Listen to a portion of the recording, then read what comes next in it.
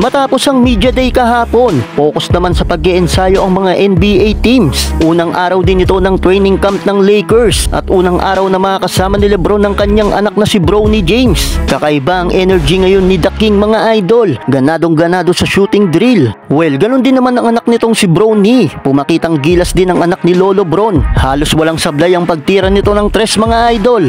Well, kung unang pagsasama ni Bronny at LeBron sa training camp, unang araw din ng pagsasama ni Chris Paul at Wembanyama sa training ng Spurs mga idol, panigurado ay mas mailalabas ang totoong laruan ni Wembanyama dahil ang maging kakampi ang point guard na kagaya ni Chris Paul ay isang magandang pagkakataon para mailabas lalo ng alien rookie ang kanyang husay sa paglalaro. Lalo na ngayon mga idol na nagdagdag ng timbang si Wemby from 210 pounds to 235 pounds. Malaki ang naidagdag sa kanyang timbang ngayon, halos 25 pounds. Patunay lang ito na pinaghahandaan ni Wembanyama ang paparating na season. Well, aabangan natin ang magiging body transformation ni Wemby mga idol. Habang ganado din sa first day of training camp, ang bagong star player ng Dallas na si Klay Thompson. Mukhang masaya naman si Thompson sa bago niyang kupunan. Nakasama sila Kyrie at Luka. Todo practice si Thompson para pabalikin ng kanyang shooting form. Mukhang pinaghahandaan ni Klay ang magiging matchup nila sa dati niyang kupunan, ang Golden State Warriors. Dahil sa November 12 ay sigurado at kasado na ang kanilang pagkikita. At talagang kaabang-abang ito mga idol.